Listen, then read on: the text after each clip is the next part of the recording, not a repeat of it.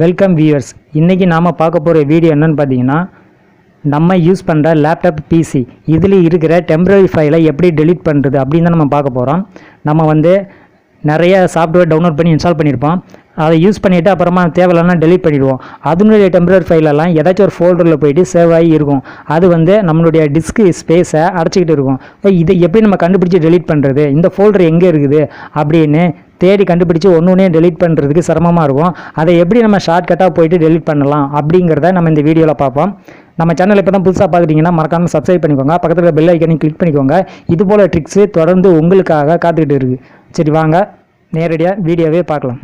உங்களுடைய பிசியில் விண்டோஸ் கீயும் ஆரையும் சேமாக ப்ரெஸ் பண்ணுங்கள். ப்ரெஸ் பண்ணும்போது உங்களுக்கு ஒரு பாக்ஸ் ஒன்று ஓப்பன் ஆகும். இதில் நீங்கள் Shift 5 அப்படி இல்லைன்னா % அதில் டைப் ஆகணும். அதுக்கு ஷார்ட்டாக Shift 5 நீங்கள் ப்ரெஸ் பண்ணிங்கன்னா % வரும். அதுக்கப்புறமா TEMP அப்படின்னு டைப் பண்ணுங்கள். டைப் பண்ணிவிட்டு மறுபடியும் Shift 5 ப்ரெஸ் பண்ணுங்கள். ப்ரெஸ் பண்ணிவிட்டு நீங்கள் அதை ஓகே கொடுங்க. ஓகே கொடுத்ததுக்கப்புறம் உங்களுக்கு ஒரு ஃபோல்டர் ஒன்று ஓப்பன் ஆகும். அந்த ஃபோல்டரில் பார்த்தீங்கன்னா ஏகப்பட்ட ஃபைல்ஸ் இருக்கும். ஸோ நான் ஏற்கனவே டெலீட் பண்ணிட்டேன், அதனால் இப்போ எனக்கு கம்மியான ஃபைல்ஸ் தான் கேட்குது. ஸோ உங்கள் சிஸ்டத்தில் எத்தனை ஃபைல்ஸ் இருக்குதோ நீங்கள் மொத்தமாக கண்ணை மூடிட்டு டெலீட் பண்ணலாம்.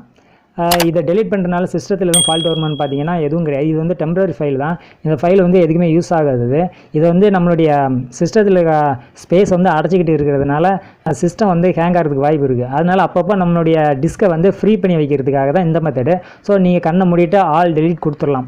ஸோ இதனால் எந்த வித ஃபால்ட்டும் வராது.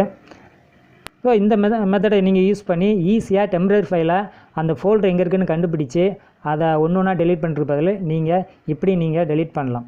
ஓகே, இந்த வீடியோ பிடிச்சிருந்தால் லைக் பண்ணிக்கோங்க, மறக்காமல் உங்கள் ஃப்ரெண்ட்ஸுங்களுக்கு ஷேர் பண்ணிக்குவாங்க. இன்னொரு வீடியோவில் புதிய ஒரு தகவலோடு உங்களை மீண்டும் சந்திக்கிறேன். அது வரைக்கும் நன்றி, வணக்கம்.